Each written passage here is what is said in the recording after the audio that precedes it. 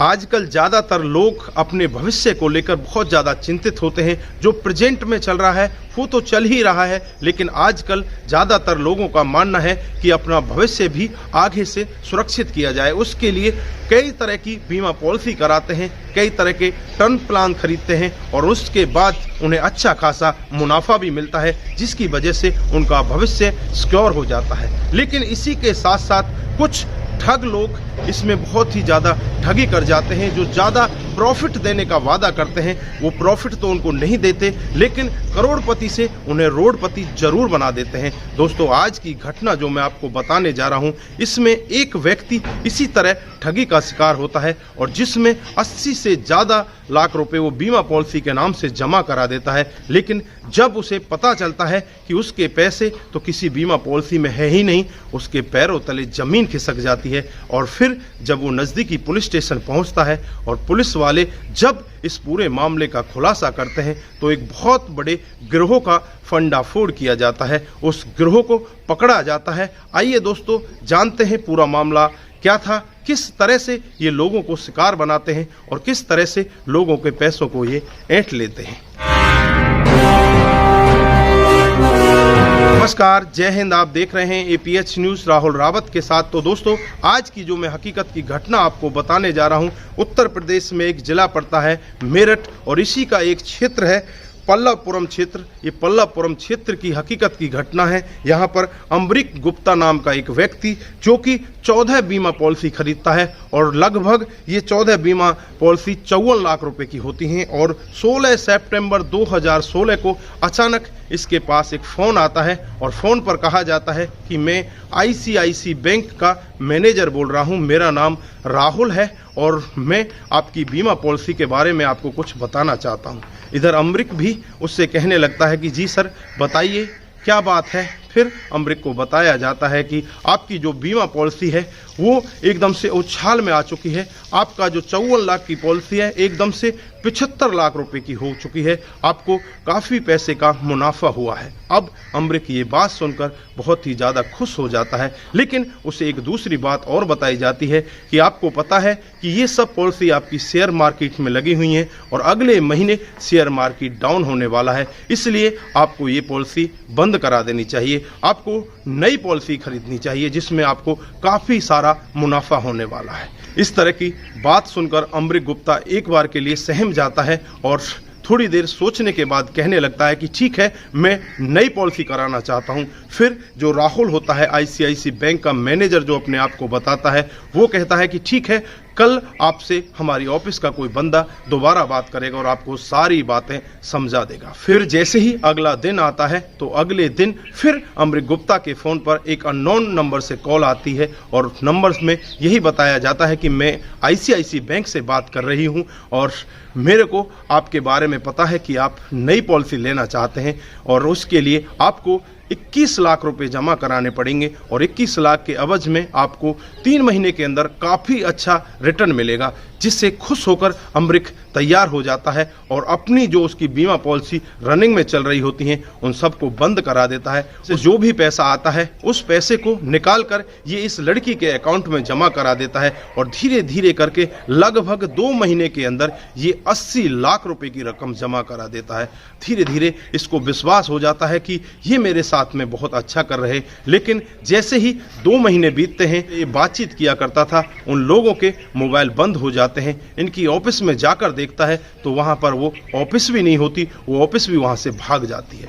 अब अमरीक गुप्ता एकदम से बहुत ज़्यादा परेशान हो जाता है। लोग बागों को अपनी पूरी कहानी बताता है तो लोग बाग उससे कहने लगते हैं कि तेरे साथ में तो बहुत बड़ी ठगी हुई है, इसके लिए तू पुलिस स्टेशन में जा। फिर अमरीक गुप्ता तुरंत ही बिना कुछ देरी किए नज़दीकी पुलिस स्टेशन में पहुंच जाता है। पुलिस स्टेशन में जाकर जब पूरी अपबीती बताता है तो पुलिस वाले भी कहते हैं कि तुम्हारे साथ में बहुत बड़ी ठगी हुई है। फिर पुलिस मामला दर्ज करके इसे साइबर सेल को दे देता है। जब साइबर सेल इसके बारे में जांच पड़ताल करती है तो पहले उन नंबरों की जांच पड़ताल की जाती है। जब उन नंबरों की जांच पड़ताल की जाती है तो पता चलता है कि ये सारे के सारे नंबर फर्जी ID पर थे, जो कि आज स्विच ऑफ हैं, वो बिल्कुल बंद है।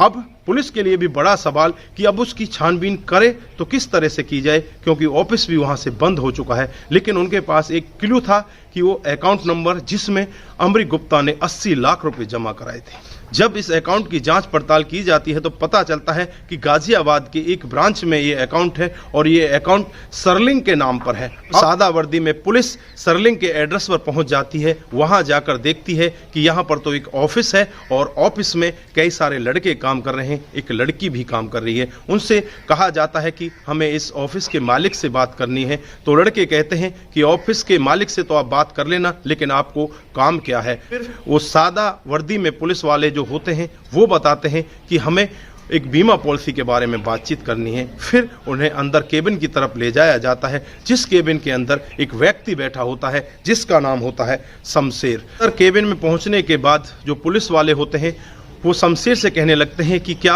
आप इस ऑफिस के मालिक हो। तो शमशेर कहता है कि जी हाँ, मैं उस ऑफिस का मालिक हूं और मेरा नाम शमशेर है। उस वाले शमशेर से कहते हैं कि हम सरलिंग के रिश्तेदार हैं और उसके पास हमारी बीमा पॉलिसी का कुछ पैसा जमा है, हम उसे लेने के लिए आए हैं। लेकिन जब सरलिंग का नाम शमशेर सुनता है तो एकदम से मुंह फेर लेता है और उनसे बात करने से हिचकिचाने लगता है और बचने लगता है और कहने लगता है कि मैं किसी सरलिंग को नहीं जानता। फिर सादा वर्दी में पुलिस वाले उसके कॉलर को पकड़ लेते हैं और कहते हैं कि तू सब कुछ जान जाएगा, हम तुझे सब कुछ याद दिला देंगे, हम असलियत में पुलिस वाले हैं। थोड़ी देर बाद जो पुलिस होती है, रियल वर्दी में जो पुलिस होती है, वो भी वहां पर पहुंच जाती है। शमशेर को अपनी गिरफ्त में ले लेती है। वहां पर जो काम कर रहे होते हैं 4-5 लड़के और एक लड़की, उनको भी गिरफ्त में ले लिया जाता है। जब शमशेर के साथ जोर जबरदस्ती की जाती है, जब पुलिस अपने रवैये से पूछताछ करती है तो शमशेर थोड़ी देर में टूट जाता है और सब कुछ सच सच बयां करने लगता है। शमशेर बताता है कि साहब, मैं 10 पढ़ा हूं और मैं गाजियाबाद के ही इलाके का रहने वाला हूं। मैं एक बीमा पॉलिसी में लग जाता हूं, वहां जाकर मैं पैसा कमाना चाहता हूं, लेकिन मुझे इतना पैसा नहीं मिलता जिससे कि मैं अच्छे से अपना गुजारा कर सकूं। अब मुझे ज्यादा पैसों की तलाश होती है। उसके लिए मैं अपने दिमाग में एक प्लान बनाता हूं। प्लान के तहत मैं अपनी जॉब को छोड़ देता हूं और बीमा पॉलिसी का कुछ डाटा चोरी कर लेता हूं। उसके बाद एक ऑफिस खोलता हूं, उसमें 4 दोस्तों को अपने साथ लेता हूं और अच्छे खासे पैसे वालों के पास हम लोग फोन करते हैं, उन्हें बीमा पॉलिसी के बारे में बताते हैं, उन्हें अच्छा रिटर्न देने के लिए कहते हैं। उस वजह से लोग बाग हमारे पास पैसा जमा कर देते हैं और सारा पैसा जमा करके उसके बाद उस ऑफिस को बंद कर देते हैं, वहां से उन नंबरों को बंद कर देते हैं। लेकिन जो सरलिंग है, ये मेरी ही ऑफिस में काम किया करती थी। ये भी कुछ ज्यादा पैसा कमाना चाहती थी, लेकिन ये मेरे साथ जुड़ी नहीं, बस इसने मुझे एक अकाउंट खोल कर दिया है और उस अकाउंट में हमारा हिस्सा होता था। 60% मेरा होता था और 40% इस सरलिंग का होता था। इसी तरह से अमरीक गुप्ता को भी हमने फंसाया और अमरीक गुप्ता से लगभग 80 लाख रुपए अपने अकाउंट में जमा करा लिए। फिर जब सरलिंग के अकाउंट की जांच पड़ताल की जाती है तो 1 साल के अंतर लगभग 4 करोड़ से ज्यादा रुपए की ट्रांजैक्शन उसके अकाउंट में होती है।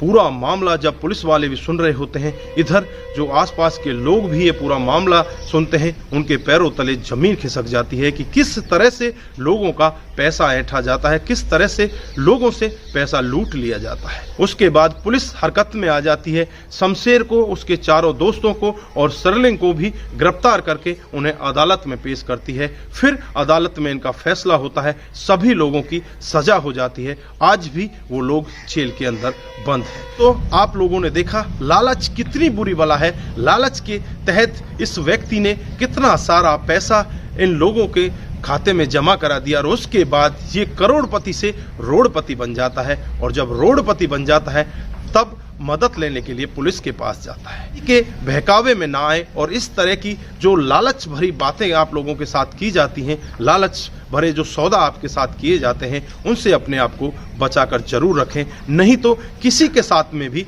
इस तरह की ठगी हो सकती है। दोस्तों, इस घटनाक्रम को सुनाने का उद्देश्य किसी को बरगलाना, किसी को बहकाना, किसी पर किसी प्रकार का दबाव बनाना नहीं है। हमारा उद्देश्य बस यही है कि आप लोग जागरूक हों और ऐसे क्राइम के बारे में जानें जो डे बाय डे हमारे समाज में बढ़ते जा रहे हैं। दोस्तों, इस घटना को ज़्यादा से ज़्यादा लोगों के साथ शेयर जरूर करें, क्योंकि आपके दोस्तों को भी जागरूक करने की बहुत ज़्यादा ज़रूरत है।